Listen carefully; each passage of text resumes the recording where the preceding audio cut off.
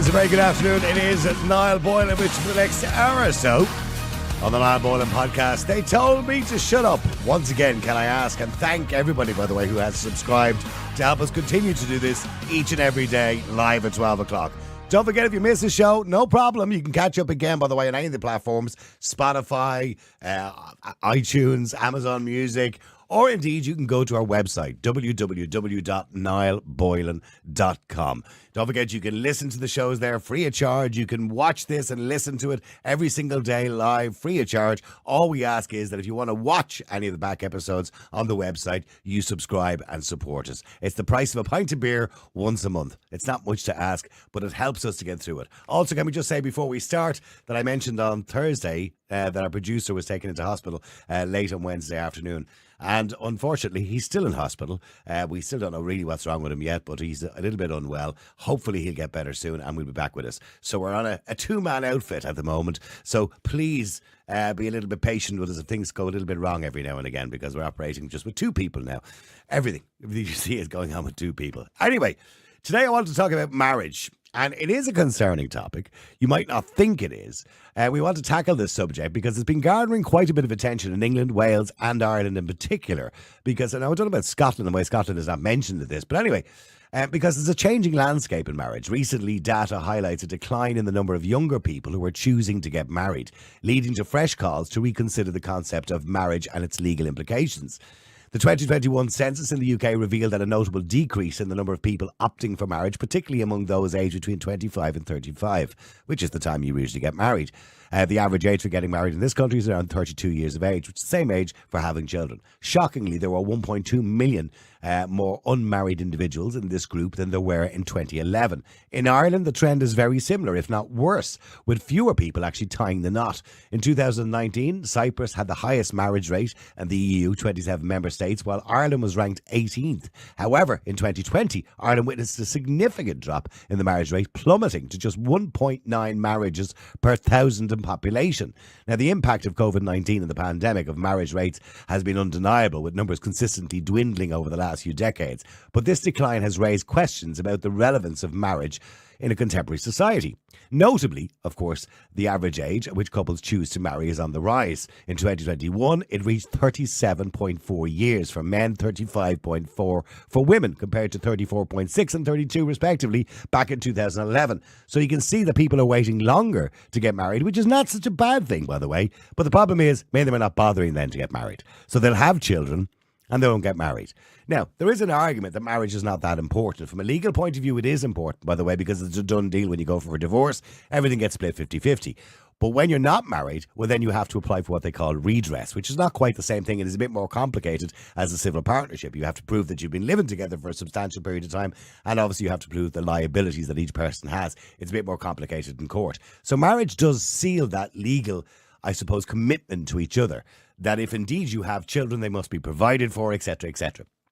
But why are people not getting married? Surely getting married is a kind of legal contract and it makes you work harder at the relationship. If you're not married and you have a Barney, with the missus or whatever, you could just walk out the door, provided you've no children, of course. You can literally just walk away from that relationship. But even if you do have children, you could walk away from that relationship. Whereas when you're married, you feel, I suppose, there's something inside you that feels, we need to sort this out for the sake of the family unit, because we're a married family unit.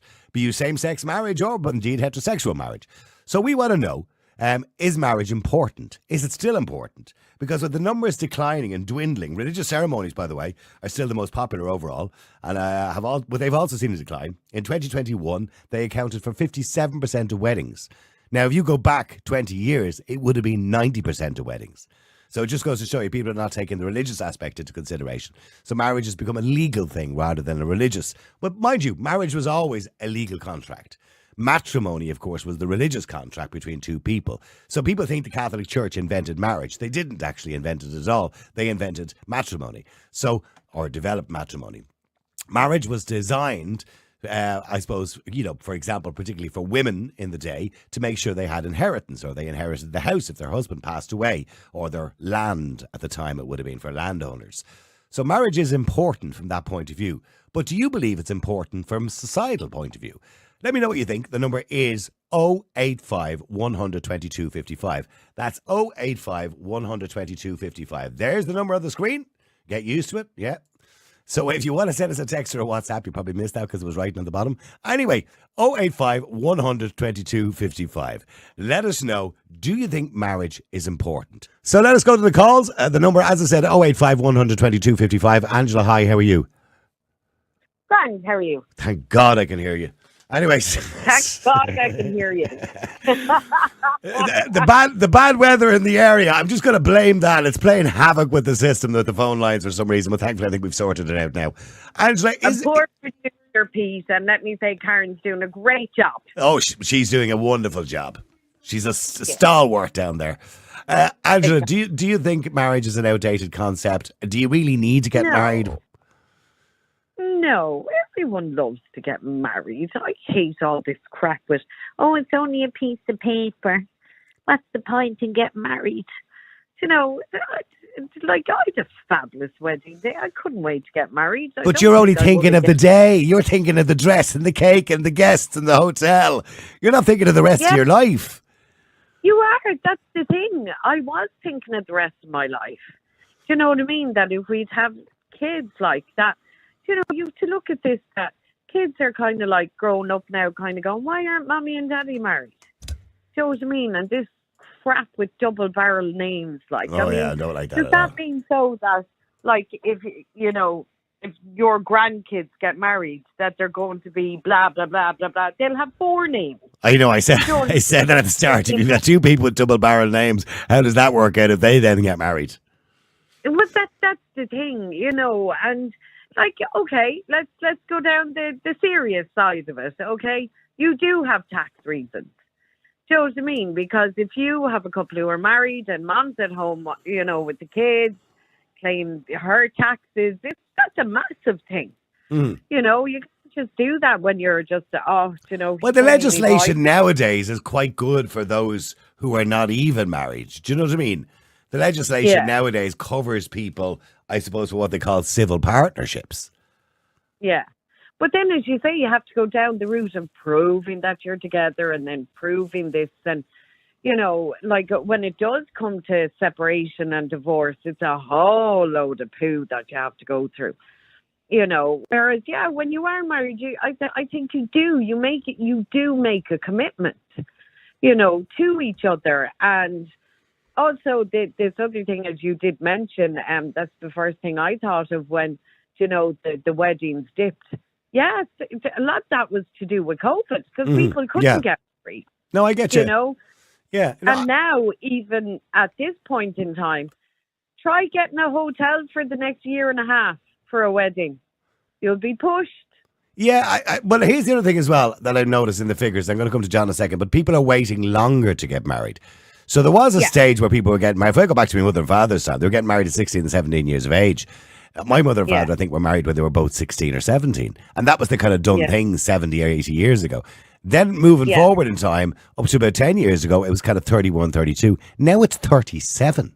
I mean, that's incredible. So people are waiting longer. So the problem is they're waiting so long now, they're not even bothering. They have 3 kids by the time they even think you get married. I know, because I was at a wedding in June. 2 of my best friends got married in June. And they're together 22 years. What's the point of that stage, to be honest with you? Mind you, I shouldn't say that because I'm a great believer in marriage, so I shouldn't really say that. But okay. But I mean, but here's the thing, Angela, and I hate to be bad, right? You caught your husband cheating. Yeah, you caught your husband cheating. So the piece of paper didn't really work too well for you, did it? Oh, feckin' did when it came to the divorce, 50-50. Well, see, this is what I say to people. Although there is legislation when it comes to civil partnerships, it's not quite set in stone as it would be if you're married. I bring it back to Eddie Murphy in that stand-up. Ha! I want ha! You know? Okay, well, hang on, Angela. Stay there for a second because I want to go to John as well. John, hi, how are you? I'm not sure about Yeah, sorry about that, John. I do apologise. I don't know what was happening earlier on. There was a gremlin in the system, so we had to restart the whole bloody thing again. I was searching around looking for you and I couldn't find you. Well, we're back again. Anyway, John, is marriage an outdated concept? Angela says no. It's more than just a piece of paper. I would be on the same wavelength as Angela. And I like Angela. She's very special. Yeah. We're agreeing, my dear, for once. Well, apart from maybe we might differ at times, I actually do like you as a caller. Here, don't start a love story on the air, okay? I do as well, John. I love the old crack and the giving out and the tears and everything, but at the end of the day, you're a great caller as well. Oh, thanks. Appreciate that. Well, I'm glad we're all finished patting each other on the back now. I will give you a pat as well, Niall. Well, so, John, if marriage is such a wonderful thing, why did you never get married? I'm not trying to insult you. I'll get to that now, but look, in this disposable society that we now live in, where your phone is outdated after a week, or your TV or whatever, or I think I'll get a new partner because the sex is probably better. We're living in the disposable world now, disposable society. And I think, as Angela said, there is a commitment there. It's not just a written piece of paper. It's just a contract between the two people that they've actually decided they want to be together because that's what they want to do. Not because society tells them or for tax purposes.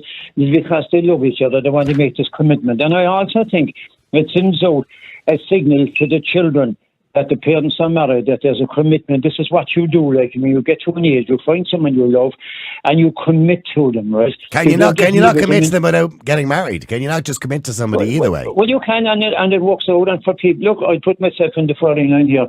I was with a grand girl at one stage there, but I ran into huge financial trouble and lost an awful lot of money. Like, job went wrong, everything went wrong.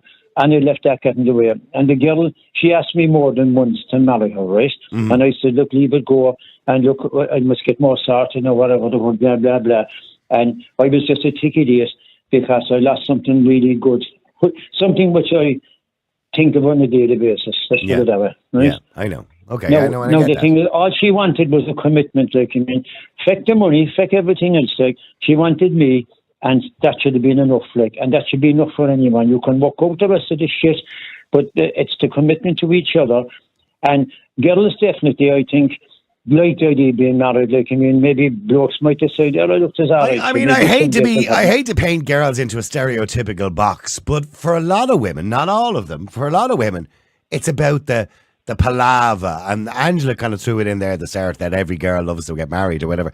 It's about walking down the aisle of a big church with a big, huge flowing dress and a hotel with cakes and loads of people, and that's kind of for a lot of people. I think if you dig into it, yeah, she's right. There is more than that. I think it's just the fact that, and again, look, not just some people have said this is a sexist comment, right? But look, I believe that women like being married. They like the idea of marriage. They like the idea of having a husband. This is my husband, and the husband says, "This is my wife." Sorry, Angela. It's the security. It's you have someone there that wants to spend the rest of their life with you. Yeah, and John is right about the wife-husband thing, because I'll be honest with you, when you're with somebody that you really love, and I can only speak for myself, obviously, in relation to Karen, I much prefer the fact that I call her my wife than my girlfriend. Is that really the right word at 60 years of age? Partner, that sounds a bit old. You know what I mean? The old doll. What? The old doll. The old doll. She'd give me a slap across the head if I called her the old doll. She's not an old doll. She's 10 years younger than me. I actually think that's very endearing, because both my parents are from Cork, and just little sayings like that, there's my old doll, it's endearing. And like I did from the day that I married him, I loved calling him my husband, and he loved for a certain length of time calling me his wife. Until he found somebody younger. Until he found somebody else. But, the thing is, I was, and the day he asked me to marry him, it's just such a beautiful moment that a person is going, I want to be with you for the rest of my life. Yeah, I get that. I get that. But here's the thing. Everybody plans to be with another person when they meet them or when they fall in love with them for the rest of their life. So why do you think, John, as you said, it's a disposable society, why do you think people are not getting married anymore? Well, just before I get to that, I said this guy that was married to Angela, like, I wonder if he is happy as he could have been with her, because, I mean, she sounds like a great crack and a good person, like, so shame on him for bailing. Now, as regards, like, I mean, disposable society and whatever, like, there was actually a survey done in England some years back, I remember reading it, and it went like this, that the survey done on people that lived together and didn't get married, that people just got married from day one, right? And actually the people that lived together, that they went on years later to get married, they split up faster than the couples that got married first day. Oh, right. Whatever it was, like. Yeah, so in other words, if they were living together for 25 years and then suddenly decided to get married, that kind of was the nail in the coffin. They got divorced 2 or 3 years after. Well, maybe that's coincidence. I don't. Maybe did marriage put pressure on them then? Oh, I don't know what. Sorry, Angela, what are you saying? Yeah, I've heard that. I know couples like that as well. That, like, you know, they're together for years and then they get married, and 2 or 3 years later, bump, gone. Okay. So, yeah, something in it. Or yeah. like, another thing is, like, you could just be with someone for like 10, 15 years, and they split up, and next a year later you're married to somebody else. I also believe that the second marriage is better. Yeah. And I'm not just saying that because I'm married a second time, obviously, and I'm divorced and married again.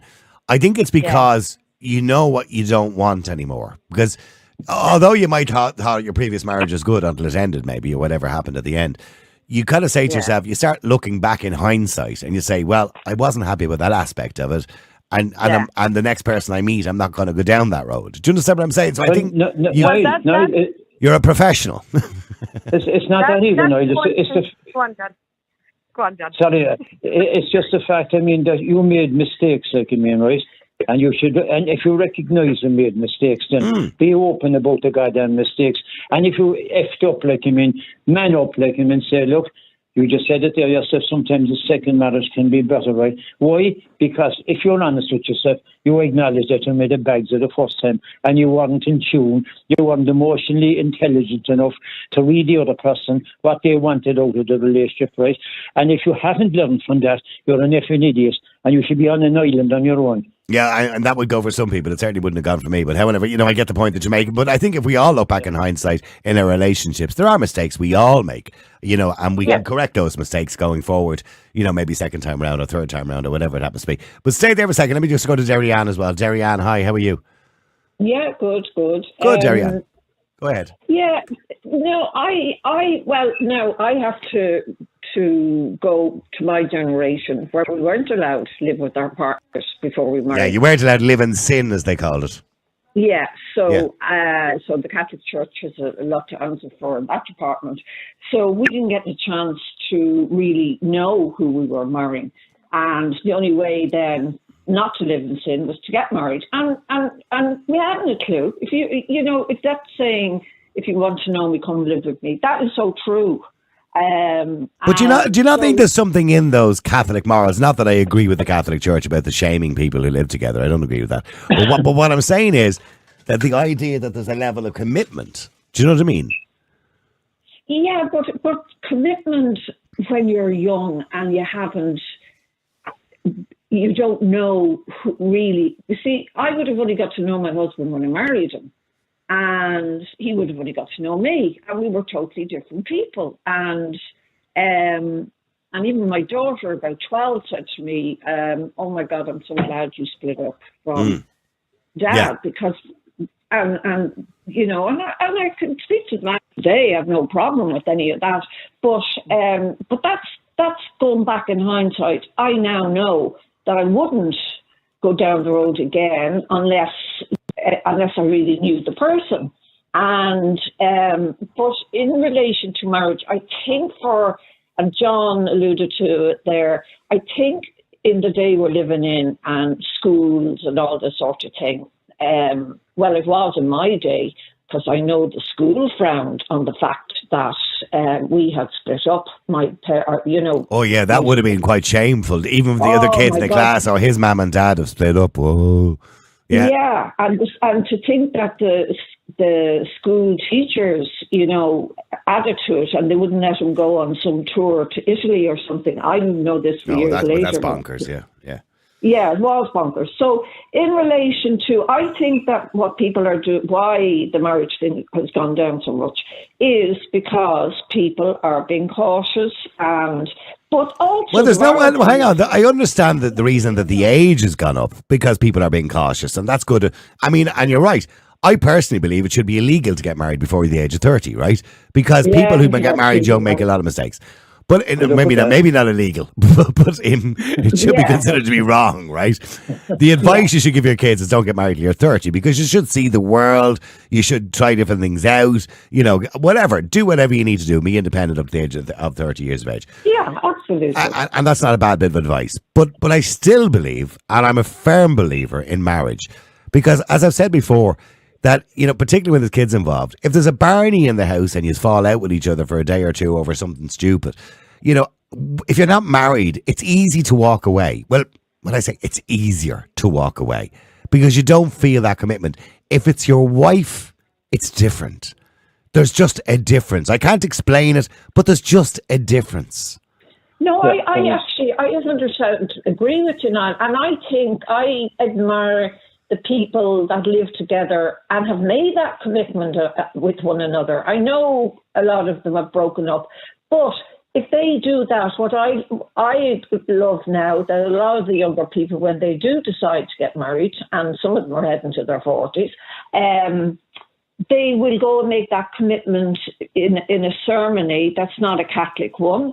And I think that is a real commitment. And that's, if I was going down that road again, that's what I'd be doing. Because I think people who do it that way, it really is. I mean, you look at, say, I know there's a lot of negative things said about the travelling community, right? But when it comes to the travelling community, marriage it's a big thing. They generally don't live together. They get married. Now, I don't know whether the marriages last, but they seem to. Unfortunately, there is other issues within the travelling community, but that's not certainly one of them, because they do seem to value, the vow of marriage. Now, I know they go all out on the wedding and all that kind of carry on, but they do value marriage. Oh, they do. They do. Religious. Yeah, John? I said they're very religious as well. They have great faith, Yeah, and they get married younger too, because according to the courts, you can get married at 17 in this country, or 16 if you get permission from the circuit court. But generally speaking, that provision is only in law for members of the travelling community, because they're the ones who tend to get married younger. But then, as I said, if you go back in time, 50, 60 years ago, my mother and father, 70 years ago, got married when they were 16 years of age. But hang on, let me just go to Bernie if I can. Bernie, hi, how are you? Hi, welcome to the geriatric era. Yeah. So, Bernie, I mean, is marriage important? Now, unfortunately, you got divorced or separated, and then sadly your husband passed away sometime later. But was marriage important to you? At the time, I got married in 1981, and it was very important. It was of the time. You didn't live together. Well, it wasn't. It wasn't really, Look, it was my father had killed me. Let's put it that way. Yeah. So it wasn't anything. So I didn't really know my husband when I married him, like the first lady there. So it was hard going when I got used to the marriage and the whole thing, and it's a difficult experience. But we mastered through. We were both innocent, I suppose, and immature. But we had children then a year and a half later, and then that happened. And it's a huge thing. It's a huge thing to commit yourself to another person. We don't realise it when we're young and foolish. We have no idea what it entails. And as you go to marriage, you learn from each other and you grow together. But sometimes a person grows separately and they never kind of interact. So your children are probably the only thing that's holding you together. So separation might be the only way, because that person hasn't matured or doesn't want to mature for whatever reason the marriage doesn't continue. I'm a firm believer, obviously, in the family, and I do believe that you have a responsibility and a duty that if you have children, to try and stay together. Now, don't get me wrong, if you're beating the heads off each other, or if somebody's an alcoholic or an abuser, absolutely just get rid of them, right? But as long as you're not doing those things, I think you have a duty to stay together until they're of an age, where they can live independently. Well, I did separate initially when the kids were quite young. They were 7, 8, 9, 10. And we separated for 2 years because he had severe depression, but I didn't realise it was that. And then I decided I would, move and do it again, and move again and start a life on my own with the kids. And he came back a different person with medication and changed for a little bit. But unfortunately, the depression got hold of him again, and it didn't go away this time. Okay. And it was so that's what happened towards the end of our marriage. But we were always good friends. Yeah. And, right up to the very end, the last thing he said to me is, "You're a legend," because even though we were separated, we still, we had the good friendship together. Yeah. And it was just mental health. Do you think you still loved each other? Kind of secretly? Well, I absolutely think yes. Yeah. Because I'm still crying 4 years later. Oh, right. Okay. So, by the way, I hate to ask you this, it's a stupid question. Do you regret getting separated now? No, because I see how much I see how much he flourished when he got away and he got to find himself. Okay. And he got help with his depression and anxiety and all the things that came with it. I mean, that goes back to what I was saying earlier on. Statistically, according to the census, the amount of people are waiting longer to get married, even those who are getting married. The average age now is 35 and 37, respectively, for men and women. I mean, it used to be 31, 32 10 years ago. If you go back 60, 70 years ago, it was 17 years of age. So we're waiting longer to get married, which is one of the reasons why people are not bothering as well, because it's going to be too late in life and they just don't bother. But I think it's important for children. Maybe that's just me and I'm old-fashioned. I think it's important for children. You're right. My daughter, for instance, they're together for 19 years and they got married 2 years ago. Mm-hmm. And they have 3 children. And the only reason they got married was because of his job and that he would be going to serious places around the world and that he wanted to leave his children set up. Yeah.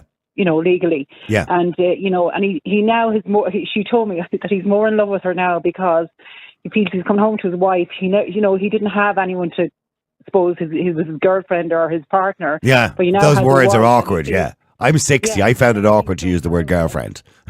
Yeah, so he's so proud to come. And I'm not saying he wasn't proud before, but he's just so happy to have that handle. He has a wife. He has someone to be connected to. And they were in their late 30s getting, doing it. Well, do me a favour. Stay there, Bernie and Derianne. Now, you go to Stephen as well. Stephen, hi, how are you? Fine, thanks. Stephen, marriage is very traditional. Now, don't confuse it with matrimony, which is a religious occasion. We're talking about the institution of marriage, which was developed to protect people legally. It was nothing to do with the Catholic Church. People always kind of think it was the Catholic Church that developed it. It wasn't. It was developed by solicitors and lawyers to protect people, particularly women, from not inheriting land and property. So, do you think it's important? I do think it's important. Absolutely. I wouldn't have spent a whole second year of my life going door to door to get marriage equality, I think marriage kind of predates even these kind of legal constructs that have all been attached to it to ensure rights of inheritance and so on. Like, it was always a case of, one family wedding into another family to secure property or share power or whatever it is, but in the modern sense, it is, a formal legal agreement in front of witnesses and everyone else that you're going to spend as much of your life together as you can for the rest of your lives, And then obviously we got divorced, which is a good thing. Like, my parents aren't divorced, but they separated nearly 20 years ago now. How old were you when they separated? I was 13, 14-ish. Did it have an effect on you when they separated? No, I think the only effect was that I saw both of them become happier people. Did you see less of your dad, for example, or?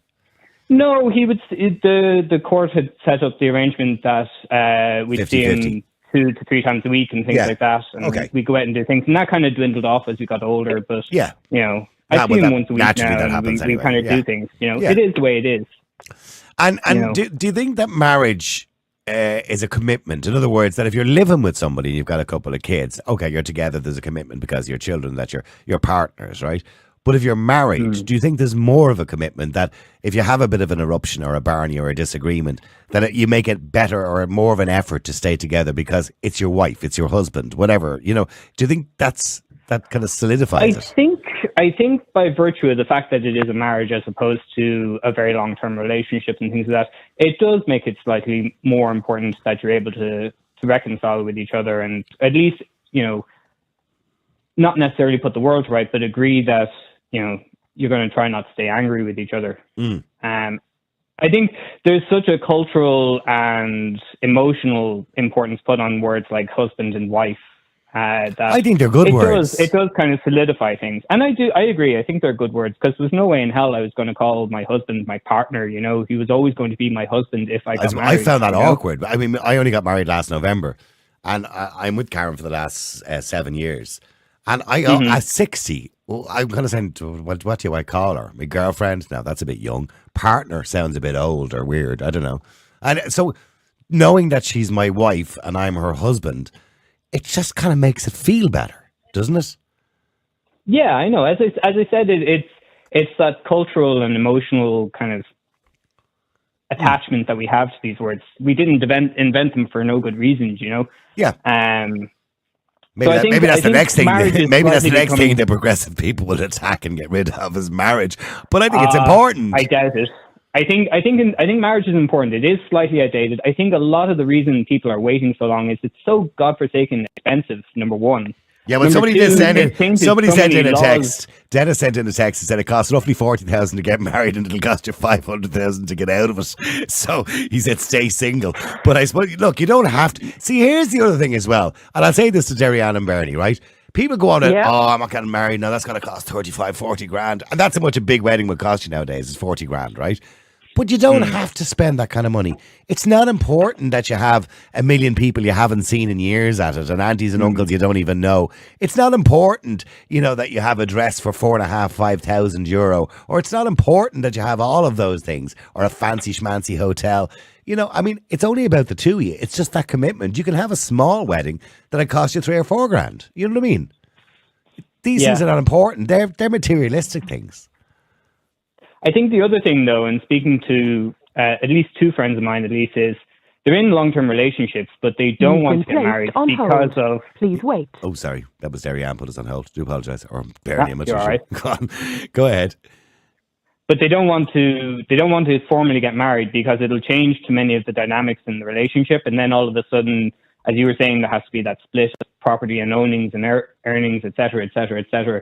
And they don't want to deal with any of that. I think the family law system is as much of a minefield and a battlefield as it ever. I've been to it, Stephen. It's a nightmare. But here it is. Site. If you're not married, it's probably a bigger nightmare. I don't know for sure, but I've spoken to solicitors.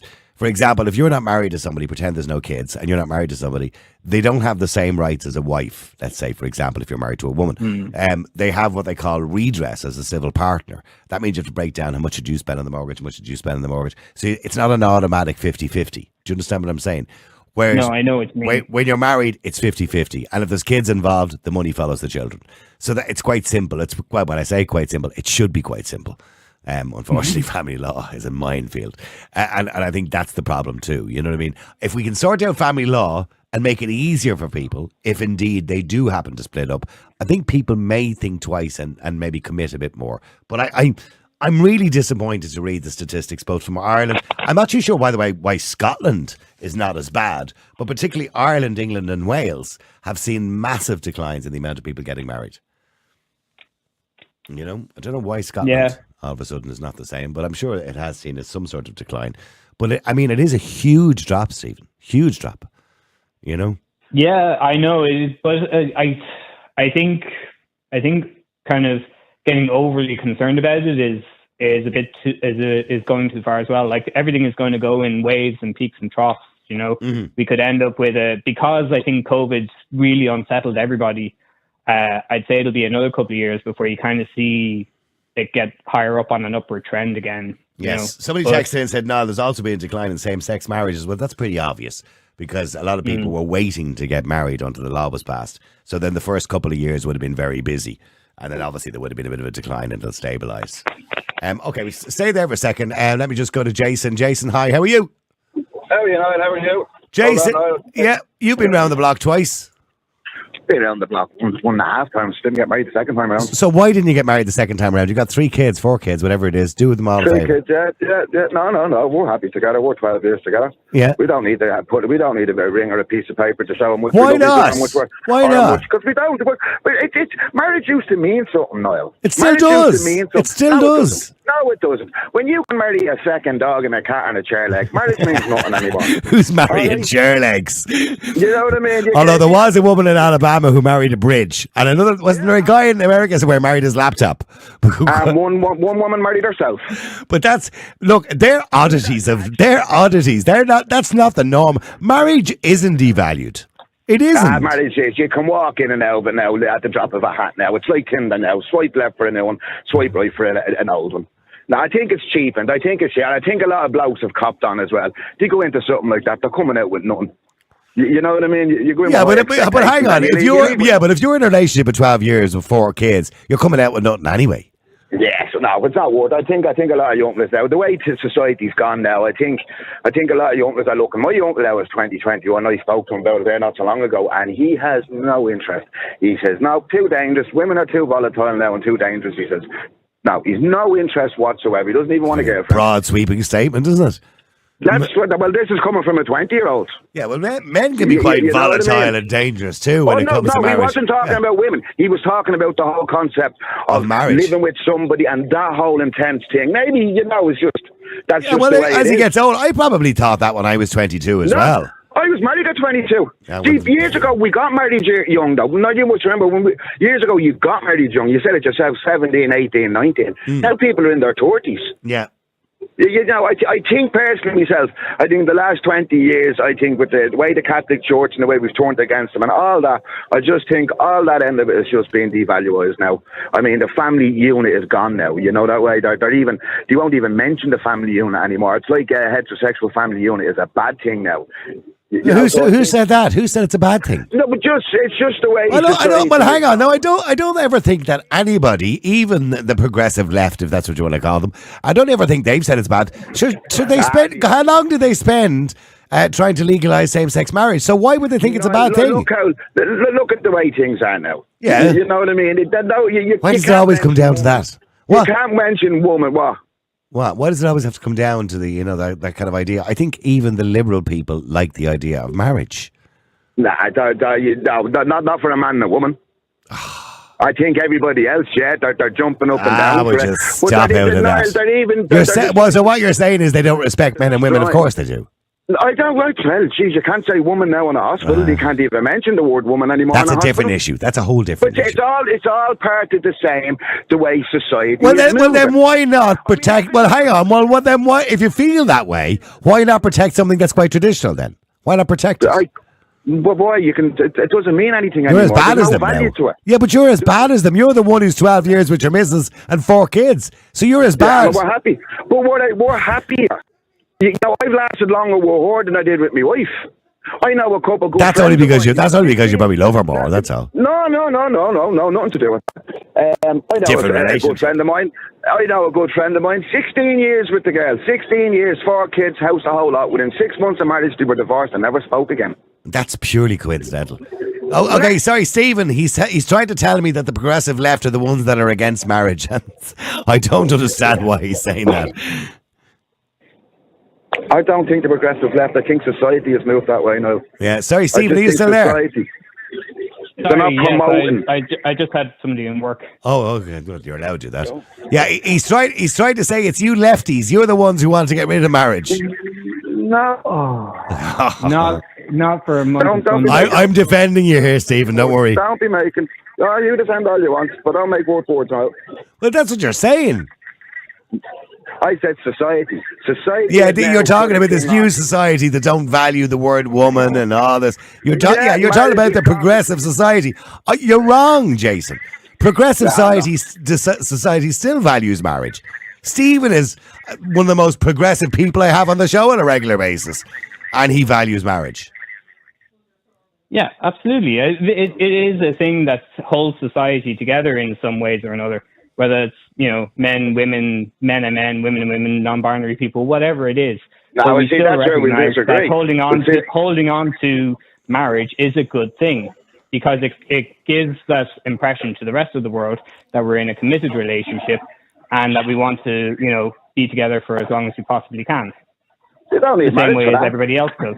You don't need marriage for that. No, this is true, and we have civil partnership for it as well. But as I was saying earlier, the terms and the association with the word marriage and man and wife and husband and wife and all of these other terms are just as important to anyone outside the heterosexual community. Not everybody, mind you, because there are enough people that campaigned against the marriage equality referendum from my side of society. Not everybody has to agree with you, though. No, that's true, but it's my marriage, it's not your marriage. I'm not the one telling you what your marriage is. Why? You were one of those who voted no. Why did you vote no, Jason? Yeah, because I think marriage was a thing between a man and a woman, and I still do. Is marriage not just a thing between two people who love each other? No. Marriage was between a man and a woman and brought a family. You're talking together, about the nuclear family. And the nuclear family, and that was always held in a special place. Yeah, it's all just being diluted now. And me personally... Hang on for a second. Hang on. Let's roll back just a little bit in the conversation if you can, all right? I'm conservative. I voted yes. Yeah, I know you did. Yeah, and I'm I consider myself conservative. And the only reason I voted yes is because I personally couldn't give a shite if Stephen wants to marry a bloke or a girl. It doesn't bother me as long as he loves the person and he looks after them. I don't care. I'm like that. Yeah, that's good. That's good for you. But I vote the way I vote. I don't always have to vote the way society is voting. I don't agree with everything society does. I agree with certain things I don't. I vote the way I vote, and that's just the way I voted. I always thought marriage was a special thing and made them. But it is a special thing. Yeah, well, if two lads want to get married or two girls want to get married, I'm sure they love each other. It is special. They do. But it's just diluted the whole concept of marriage to me. That's all it's done to me. Oh, okay. So I think the only thing I would say to that is the fact that we... Go ahead. Hang on, Jason. Ill faith against you.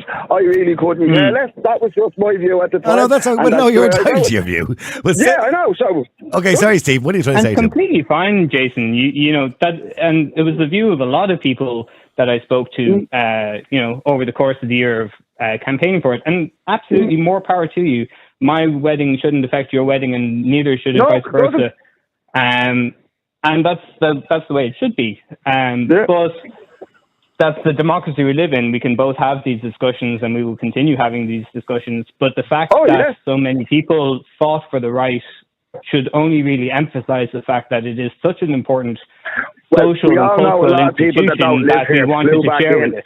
But sorry, Steve, you will agree, a lot of young people came from all over the world back just to vote for that. They wouldn't come back to vote in a general election. They wouldn't. So, it was a societal vote. It was a societal vote. And I'm glad you won. I'm glad you're happy. You know that way? But at the time, that's how I voted. That's how I felt. Yeah, loads of people came back because they had the right to vote and they were able to vote. And it was such an important thing in terms of, where society was putting the line, basically. So it was a great thing that everyone was so willing to come together for it. Yeah, on both sides. I do agree with what Jason said, and even though I did vote yes on marriage equality, I do believe that it's important that we learn from the previous referendum on abortion and the marriage equality referendum. I think what happened on both those referendums, particularly the abortion referendum, was that we had all government parties telling people to vote yes, and I think that's wrong. I've always been of the firm belief that when it comes to a referendum, like broadcasting, for example, when I'm on radio, for the 30 days coming up to any referendum, we'll get a letter from the Broadcasting Authority saying that we must give reasonably equal time to both sides of the argument and the presenter must remain impartial. So I would never be allowed to tell anybody beforehand what I'm going to vote or how I'm going to vote, and I must be empathetic to both sides of the argument. And I think the government should have to do the same. I think the government should send out literature to people as they do, giving them both sides of the argument, the pros and cons of both, and telling the people, and then that they're not taking a side. I think that impartiality is the key when it comes to referendums, because I think what happened in the previous two referendums, and particularly I would say with the abortion referendum, because I couldn't care less about the marriage equality one, because I think it was about time that gay people were allowed to get married. I think it's important that the government remain impartial and let people make up their own minds, but otherwise that's not democracy. Anyway, that's just my view on it. Stay there for a second, Stephen. You might disagree with that. Let me go to James. Sorry, James, go ahead. Afternoon to you now. James, getting back to marriage, have we lost the value? Why are people not getting married anymore? Well, I think probably now a lot of people are probably making sure that they're more financially secure now. Like, I got married when I was, I remember now, I was mid to late 20s when I got married. But I was lucky that I was in a very good financial position. Both me and my wife, we had our home together and we were in a very good position financially. So I think maybe now what it is, a lot of people, because of, just work and stuff like that, people maybe are saying, well, maybe we just leave it, as the reports are saying, people are when they're kind of mid to late 30s getting married. So maybe a lot of it is about career stuff as well, that they want to make sure that they're in a proper position financially, especially if they want to have children, because, a lot of people these days are having children later in life. Now, can I throw a spanner in the works when you mentioned the marriage equality referendum? I actually left a funeral that day to vote yes. That's how I felt about it. And I'm like you, Niall. I don't care if a man marries a man or a woman marries a woman. As long as they love each other, that's all that matters to anybody. But the one thing I've always said is I don't think people should have been allowed to come home to vote. I think if you leave Ireland and you're working outside the state, you should have no say in what goes on in the state. I would completely agree. I did a topic on this before, and I know Stephen will hate me for this, but if you're a young person and you piss off to Australia, I think once you're gone out of the country more than a year and a day, you should not be allowed to vote. You should have have your card taken from you because you're no longer. Now, if you come back to Ireland and you're here for 6 months, you should be allowed to vote again. Yeah. And the reason why I say that, Niall, is it comes down to the fact that if you've left and you've gone out of this country for 20 years, they're still giving you a say in how the country is run. No matter whether it's about marriage equality, divorce, the abortion referendum, whatever referendum it actually is. I think that if you have left the country and you're gone and you're working elsewhere for any time over, a year and a day, perfect time, you should have your voting rights removed because you're not paying any tax here. So well, let me just throw that to Stephen. Sorry, Stephen. That's as a young person. That's a good question. As so many people leave the country, Ireland is one of the most transient countries in the world. We leave for years and don't come back. So why should somebody have the right, say, to come home for a marriage equality referendum, an abortion referendum, and vote when they don't even live here and it's not going to affect their lives? I mean, when you frame it like that, it's easy to say, well, they shouldn't. It's not going to affect their lives and things like that. But they may well come back, as you've also said, in 1, 5, 10, 20, 30, 50 years, And it is important that everybody should have their say once they're legally able to vote. We've fought long and hard enough to be able to vote in the first place. But we've millions of expats all over the world. We've millions of expats all over the world who technically have the right to vote and come back and vote if they want to. I mean, that has a huge impact on referendums when it happens. Now, it's only happened twice so far because all the other referendums before that I never noticed it happening. But they were coming home in their droves to vote, particularly for the marriage equality and the abortion. Referendums are an exception to something like a local European or a national election and things like that. Like, obviously, nobody's going to bother coming home to vote for the next government or whatever it is, or the next county council, because it's irrelevant. Yeah, well, it's only a 5-year period anyway. A lot of people who emigrate would still have family here and friends and extended family and everything else. And so it matters that they're able to show their support for them by coming home to vote. Okay, so if I was in government tomorrow and brought in a rule that you lose the right to vote after a year and a day, but when you come back, you can have it back after 6 months of being here, would you think that'd be fair? No, I also think it'd be unconstitutional. Probably. I don't think it would ever get through the door. I'm just making it up. James, you'd be all for that. But James, getting back to marriage itself, so do you believe that marriage is important if you have children, James? Yes, it is. Like, Niall, I have 3 children. I'm married. Actually, we were 20 years married this April, and I love being married. I love the whole thing about it. I love the, whatever about people keep mentioning about the whole church thing. I love that commitment, and I'm like you. I love calling my wife. You know what I mean? Yeah. Like, I would feel kind of weird as well saying, this is my partner. I couldn't get my head around that either. Like, no, you know what I mean? It's a bit odd, yeah. To me, Niall, it's important. And I think also with children as well, it does give children a little bit more sort of security and stuff. Like, every couple fight, like me and my wife fight like cats and dogs. It's mostly over the most stupidest things. But, and as you have said, if we were fighting over stupid little things, like not putting the cutlery away and stuff like that, it would be very easy if you weren't married and didn't have that commitment to kind of say, you know what, feck you, feck putting away your cup, good luck, I'm out the door. Where you do have that thing there, it's always like, it's something always, as I said, generally it's something small. But even if you do have a big argument over something or a big discussion of something, there's always a little bit of a base there of a marriage thing to say, right, let's sit down, let's work this out. And because after all, we're married and we owe it to each other. Yeah, And we owe it to the children. It does work out. Yeah, well, hang on for a second, both of you, Stephen and James. Let me just go to Dave. Hi, Dave. Hello. Hello, Dave. Now, I'm not going to get into an argument with you, Dave, as to why you made that woman wait so long, and sadly she passed away. Well, no. Let's clear this up now before you start making fun of me. I'm not going to make fun of you. I have a lot of empathy at the moment, so you've changed my whole view on that. Listen, you can take the piss away all you want. I'm not that sensitive. No, listen, like to me, it was always going to be a thing. But unfortunately, we just had stuff happening in our lives that kind of, always put it on the back burner, so to speak. We always had someone else's problems to look after. And sure, then COVID robbed 3 years of everybody's lives. Do you know what I mean? So, even when I was talking to before and I was like, marriage doesn't mean much, that was just me just trying to be a bit of a Billy Big Boss. Like, obviously marriage is important because you're telling the other person that you're going to, we're going to put it in paper. It's going to be a legal document. We are now tethered together for the rest of our lives. So it is important in a relationship. I think generationally, people of my generation probably just don't see as much of an onus on possibly doing it as young, you know what I mean? Or like, to someone maybe in their 30s or late 20s, getting married isn't necessarily as important as, let's have the kids first, let's get the house, I do believe the cost is a massive factor in why people don't get married. Yeah, but hang on. But that's a nonsense, because there doesn't have to be a massive cost. This idea of 40 and 50,000 euro weddings is stupid. It's such a waste of money. Now, don't get me wrong. If you happen to have that kind of money spare, you're one of the Kardashians, well, then it doesn't matter.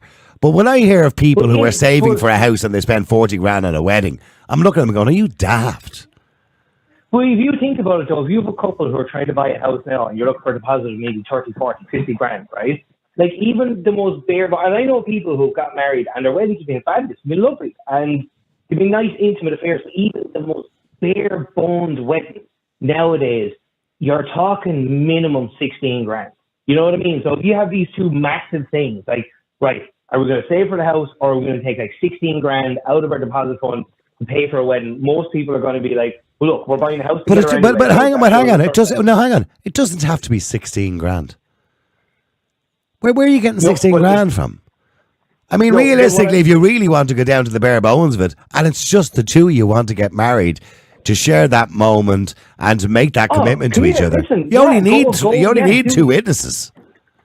Yeah, and it's only going to cost you about 300 quid, which really. But that's what I'm saying. But again, I know. Listen, I agree. I'm actually on your side here on this argument. But what I'm saying is, for most people nowadays, the wedding is less about no, it's not just less about the commitment, but that kind of takes a backseat to, right, well, we have to get it. Like, I mean, the majority of people get married in churches nowadays. They're only doing it for the fun. No, 57, only 57% of people get married in churches. Yeah, and I can guarantee you can nearly cut that in half again, or a quarter. And most of them are just doing it because they have to do it in the church, because family members want to get married in the church, and they want to have the church pictures, and they want to do up the church and all this other shite.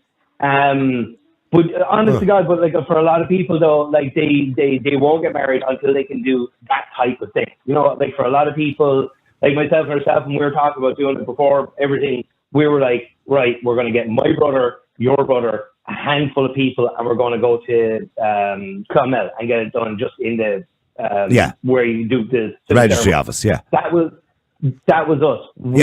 I'm just hang on. I'm just curious. By the way, Stephen, you're a young person. What sort of wedding would you like? Obviously, if it's a same-sex marriage, it won't be in a church. Although you can do it in a Protestant church, I imagine, or some sort of non-Catholic church, or Unitarian church, or whatever. Like that. I mean, my cousin had a really nice wedding in a little civil registration office, and I think there was probably only about 30 of us there, like close family and cousins and things like that. I think something like that would be really nice. Personally, a bit more intimate. Yeah, I think the whole, because it's such a big thing, and we put so much emphasis on it, there's almost a little bit of a pressure to have the elaborate, horse-drawn carriage and the feckin', whatever it else, and all singing, all dancing, and the band, and all these other kind of things, and a 4-day reception and everything else. Yeah. Never mind a gay wedding. That's just an Irish wedding. Yeah, it is. But I think maybe I'm wrong in thinking this, but I think same-sex marriages tend to be less palaver. You know what I mean? Maybe, is that my imagination? I don't know. I'm sure there are plenty that would be, you know, as I said, the 50 strong marching band and a parade and a carriage and everything else. And the bouncing castle for the kids. At the same point, there'll be more at our end of just kind of look. We want to say I do and have a couple of nice people there, a little bit of a meal, and we'll carry on. You know. Okay, well, stay there. Let me just go to Morris as well. Morris, hi. How are you? Good, thanks, Niall. I just wanted to comment on a lot of it because I was talking to the producer, and a lot of those issues in relation to marriage. Like, the big reason I feel that a lot of people aren't getting married is because in this country people are being, there's no equality in relation to marriage when it comes to a divorce. Let's say, like in other countries, you can get a prenuptial, postnuptial agreement, and it's legally binding. And that's a big issue that I've been pushing since 2019. Well, they are trying to bring prenups into Ireland. Now, I know they are reforming family law, but currently you can have a prenuptial agreement in Ireland. Now, it's not legally binding, as you rightly said, but a judge can look at it to give him guidance. So, in other words, if you meet a girl and you've already got a large farm, for example, and loads of land and loads of money, and you sign a prenup with her, even though it's not legally binding in Ireland, the judge can look at it and say, well, you did make this agreement before you got married, and make a decision around that.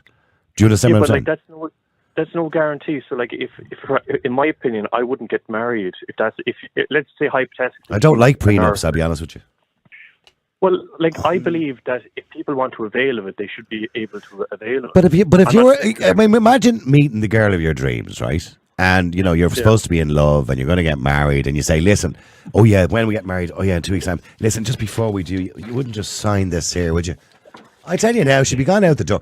It kind of sets you up for failure. I always believe a prenup is cheeky. I think it's more or less saying, well, if this is not going to work out, you shouldn't, if you were thinking that going into a marriage, you shouldn't be getting married. Yeah. All I'm saying is that the people should be realistic. Like, half of all marriages end in divorce, roughly speaking. So, like, people should be prepared for that outcome. But also, you have to understand that you don't know the person fully that you're marrying. You might be going out with them for maybe 2 or 3 or 4 years. Well, that's your problem. Well, if you don't know who you're marrying, or you don't know what they're like, that's your problem. Now, I know people can change, by the way. That's a different situation. But if you think you don't know somebody, you shouldn't be marrying them.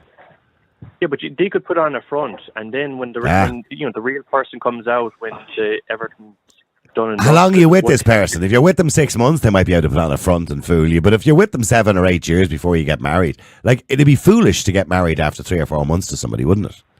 You know what I mean? So if you don't know someone after 5 or 6 years, there's something wrong. No, but like, all I'm saying is that a lot of people can hold it in and put on a front a fake persona that isn't really them. No, I know. I do get you. I do understand. Yeah. So, like, all I'm saying is that, like, it isn't fair for them then to pull down the guillotine on the marriage and come away with half of everything that, you know, they didn't contribute to. Like, they could be walking into a situation where they don't have to go halves on a mortgage because the man or the woman who they're marrying already has those assets that they inherited or purchased themselves before they met that person. So that isn't fair, and it happens in so many instances. Like, for instance, I know it's in a different situation, but remember what happened in Kanturk when they were feuding over a farm. That's right, yeah. That was a very sad story. I see something like that happening over, people just lose. Well, look, when people break up or to get divorced or even get separated as partners in a civil partnership, there's always going to be trouble. If somebody dies, there's always going to be trouble. There's always fights over things like that. That's human nature. Sorry, by the way, Dave, do you agree with Morris? Should we have prenuptial agreements?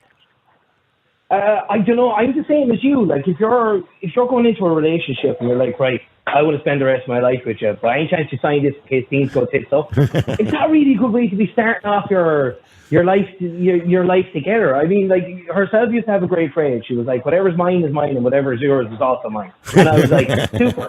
You know, that's it. But in regards to family law, though, like, if there's anyone listening to this, just be wary. If you're in a relationship and you have children, and God forbid something happens to your partner, as the man, you have legally, you have no rights to your own kids. And I was told this by a solicitor. She said it to me. She was like, look, fair play to you for doing what you're doing now, because she goes, if something happens, I would have to petition the court to get legal guardianship of my own 2 children. Herself's family would have had more of a right to my 2 kids than I would have had. Basically, in the eyes of the state, we're nothing more than spurned overs. So that if you are in a relationship and you're not married and you have kids, it is something you should probably have at the back of your head, just to be on the safe side. Yeah, because that's just the way. And I know this is the reason why in the UK currently at the moment they're calling for laws to be changed because of the decline in marriage, that they would give those same rights to people who are civil partners. And I think with that, then that just devalues marriage even further then, doesn't it? Do you know what I mean, Mara? I think all of those things, like prenup or giving more legal rights to civil partners or whatever it is, and I think it just devalues marriage even further. Yeah, but it's in my opinion, I'd be very libertarian. Everyone should be allowed to live according to their own, as long as they're not affecting anyone else. Yes, absolutely.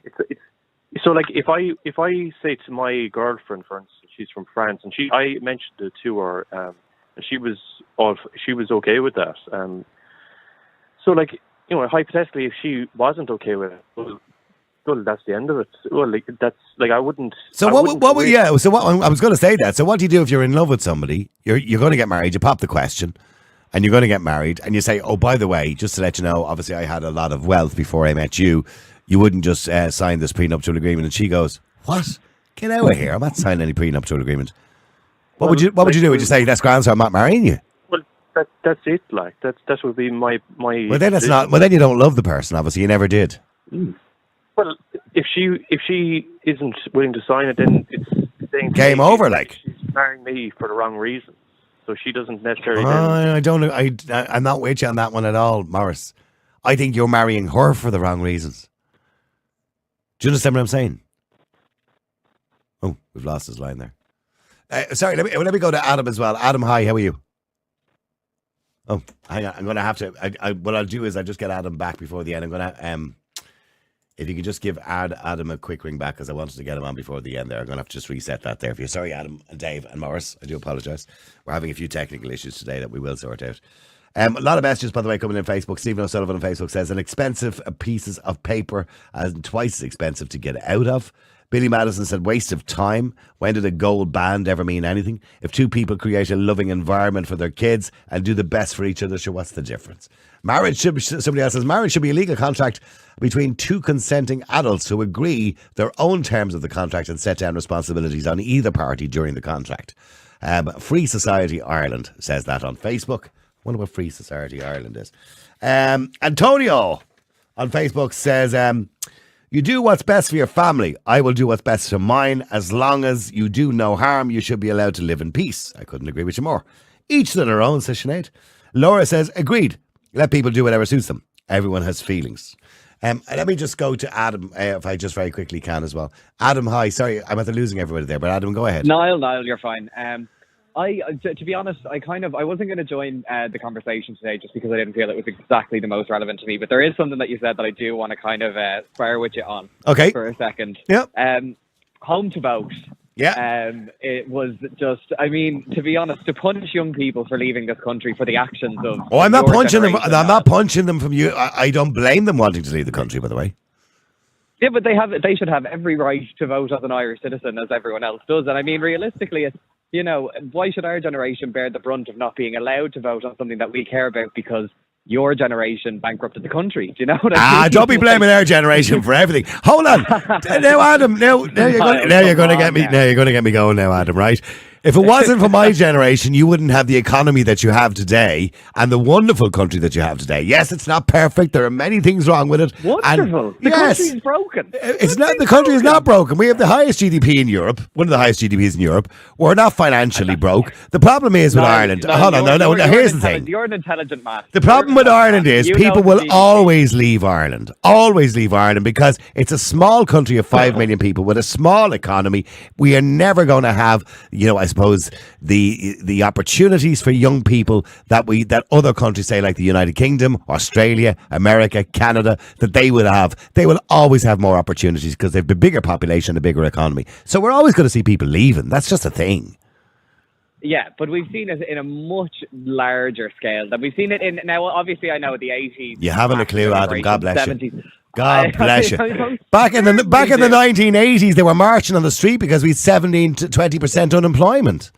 Adam, this has happened before. These things happen in cycles. You know what I mean? Yeah, but Niall, to then strip those young people's rights away on... No, all I'm saying is, if you come back to live here, you have every right to vote. But if you're not living here, I don't believe you should have a right to vote in a referendum, because the results of that referendum, they don't affect you. You're not living here. But they affect your family. They affect your friends. But your family can vote. Your family are here. They can vote. They're quite entitled to vote. Yeah, but if it's something you care about, a social issue that you care about, surely there should be a right to vote there as an Irish. But that doesn't give you a right just because you care about a social issue. I care about social issues in the United Kingdom, in America, all those places. I don't live there, so I don't have a right to vote. You're not British. I know that, but I don't live there either. But I don't have a right to vote because it doesn't affect me. If you're living in Australia, say 15 years, say you moved out when you were 20 and you're now 35. Do you think you should have a right to come back in Ireland and vote in a referendum? Yes. Stop out of that, Adam, would you? Niall, well, okay. And if you come home, you should. If you're using the same logic there, then if an immigrant moves to Ireland, should they have a right to vote because they live here? Yes, once they're here a certain period of time, absolutely. Once they get citizenship. Well, but... They do at the moment have a right to vote in local elections, even if they're not citizens. Yeah, local elections, but referendums... No, if you're a citizen, yes. If you're living here as a citizen, yes. But doesn't citizenship take over a decade to get? No, it doesn't take a decade to get. It's 5 or 6 years, isn't it? Right, well, look, it's a reasonable amount of time. I've only got citizenship for New Zealand, so that's the only one I know, and that's a decade. Are you not an Irish citizen, Adam? No? I have dual citizenship. Oh, well, okay. Well, then you both. Yeah. Okay. Yeah. Oh, by the way, I'm curious. Dave, are you still there? You. Yeah, Dave, sorry, what Adam is saying and what I said earlier on, that if you leave the country for a period of time, you shouldn't have the right to vote in a referendum. Would you agree? Well, actually, here's a weird thing. You're actually a little more liberal on this than I am, because I think you should lose it after 6 months. 6 months? I said a year and a day. Yeah. No, I think if we're going out of the country... Poor Adam. Holidays for 6 months. Poor Adam. I mean... No, but if you're making the move to another country, right, typically you're going for, what's your visa? It's usually a year. After 6 months, if you have a visa to work in another country for over 12 months, you shouldn't be allowed to vote in a referendum. You know, if you're the only way you should be allowed to vote in a referendum here is if you live here full time. And I couldn't care less if you plan on coming back from Oz someday. It's not, though. It's not. It's like, if you don't live here, you should have no right to say what goes on in the country. Adam, us Irish are famous for spreading our seed across the world. Look at the amount of Irish expats there are in America. I mean, if they all decided to come home and vote, the referendum would be completely skewed. I think there's a difference between, though, if we're talking generational expats and people who were born and bred in Ireland and then decide to leave in their 20s. You know, that there's a massive... So where's your limit, Adam? Where's your limit? At 20 years? 30 years? If you're born and bred in Ireland, you should... And I totally believe as well, by the way, that Ireland need to bring in the voting centres around the world in the same way that a lot of countries do in Ireland. You know, like Polish people living in Ireland can vote in a Polish election. Okay, so then give me where's your deadline? Where do you draw the line? Let's say I'm out of the country 40 years. Should I have a right to come back and vote in a referendum? But what? You were born and bred in Ireland, and then you left. Yeah. No, you still have a right to vote. Your children. If your children are born abroad, then they don't have a right to vote. That's my opinion. But okay, well, hang on, Morris. Have you been listening to this conversation? Yeah, I have. In relation to voting, yeah, just curious. Voting, yeah. Do you believe you should have a right to vote if you're not even living here anymore? If you decide to come back, I have no issue if you come back and vote. But that's fine. If you're still living abroad, you shouldn't be given a right to vote. Like I know, for instance, my ex-girlfriend was from Germany, and she was able to vote in German elections. But they have no issue with that, is because most Germans live in Germany, so it doesn't really skew the results too much. Whereas it would be different with the likes of Ireland. Ireland, yeah, because we're quite a transient nation. We like to, as I said, sow our wild oats. So, like in relation to referendums and stuff, especially on the social issues, I don't think the likes of, for instance, same-sex marriage or the abortion referendum would have passed if you're talking about people who left this country in the 1950s. I think it would have passed anyway. I think they probably added about 5 or 6% to it, but I don't think it would have been I don't think it wouldn't have been a landslide if people hadn't come home. But all I'm saying is people who have left the country in the 50s and 60s are a lot more conservative than, especially when they left America, they still have the mindset that they had left the country in the 50s. So you wouldn't know what way the results would end up. I know, it does change the result. There's no doubt about that, Adam. And you have to be fair, Adam. When you've got thousands of people who came home for the abortion and the marriage equality referendum to vote, particularly for the abortion referendum, it did skew the vote slightly. Now, I'm not saying it wouldn't have passed anyway. Look, it would have passed. It would have passed. What I would say is, like, for me, one of the most poignant moments of the marriage equality referendum was people coming home to vote. It was such a... It was cheating kind of thing, wasn't it? Really? It was not cheating. It's kind of cheating. I tell you what, Adam, I want to have a longer conversation with you not about the voting, although that's an interesting conversation, but this idea that you have that we destroyed your world in some way, us 60-year-olds. Adam, you need to be a bit more grateful for the world that we built. Look at the world we built. Niall, I have... Look, as you've heard before, my opinions on what the older generations did in this country under Fianna Fáil in the 90s and 90s. They were. I tell you what, they were much better governments, Adam. In those days, we had an opposition. We've no opposition nowadays. They're all cheeks of the same arse. I mean, in those days, you had defined political parties who had defined policies. Fianna Fáil were a conservative political party. Fine Gael were a bit more liberal. So you had defined parties. Now it doesn't matter who you vote for. All the bloody same. Yeah, look, but what I will say in that as well is I think, kind of coming back to that voting thing, I think it's very apparent why this hasn't, that kind of voting abroad thing hasn't come into play in Ireland. And it's because I think the likes of Fine Gael and Fianna Fáil are terrified of giving all of the young immigrants a chance to vote from Australia or New Zealand. Yeah, I think, I don't know. It's terrified. Maybe you're right, but I just think it would be wrong to do that. I don't want some young one or bloke living in Australia for the last 10 years, like a mate of mine who went over for a holiday and never came back again. I don't want them deciding my future when they're not even bloody living here. That's not fair. It's not right. I think we're never going to agree on it, because obviously, I was looking at Irish politics from the age of kind of 13 or 14, and I wasn't living here, but I still had a vested interest because... Have all the interest you want, but you shouldn't have a vote. And by the way, as soon as you come back and you're far away and you come back to Ireland, after 6 months, I would say 6 months back, you get your right to vote again. Absolutely. Yeah. Now, I thought what the other caller said earlier about 6 months away is a ridiculous time scale. I mean, the retirees. What'd you say, Dave? I stand by that statement. He stands by that statement. So if the retiree couple that goes on a 6 month cruise, they come back and they can't vote. Okay, no. Okay, now you're just taking what I said out of context. Okay, you obviously, I'm not talking about them. I'm talking about the kind of people who go off and then come home after 2 years and then spend the next 12 months going on about, oh God, this time last year in Oz I was doing this and I was doing that. Those are the people I'm talking about. If you don't live in the country, you shouldn't have to have a say in how the country is governed or how our constitution is going to be changed. Because you could be there for 2 years, 5 years, 10 years, or maybe you might come back with your kids in 20 years. So I don't really think it's fair to the people who live here to have policies changed by people who may come home or may not come home. Those are the people. So, okay, let me put this. Very quickly, Adam. Come on, I don't have time for this. Yeah. Sorry. So I lived in New Zealand from when I was 13 to when I was 19. I've been back in Ireland 3 years now. Or 4 years now? Do I get a vote? Yeah, of course you do. Yeah, because you're actually living here. You're living here To the society at the moment. As soon as you piss off back to New Zealand, or if you're going to New Zealand and you're there, and if you're there for a year and a half, or a year and a day, I would say, you shouldn't have a right to vote until you come back again.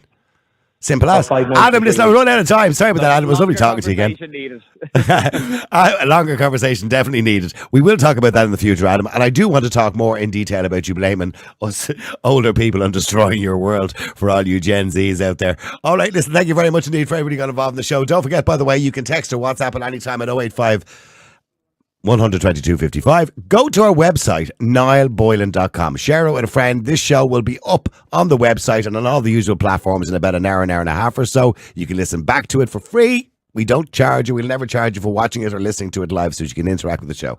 I will be back again with you tomorrow at 12. Until then, have a great day. The multi-award-winning Niall Boylan Podcast. Listen live on Facebook, YouTube, and all the usual live stream services. To get in touch, just WhatsApp or text 085 100 2255. The Niall Boylan Podcast. They told me to shut up. Available for download from all your usual platforms.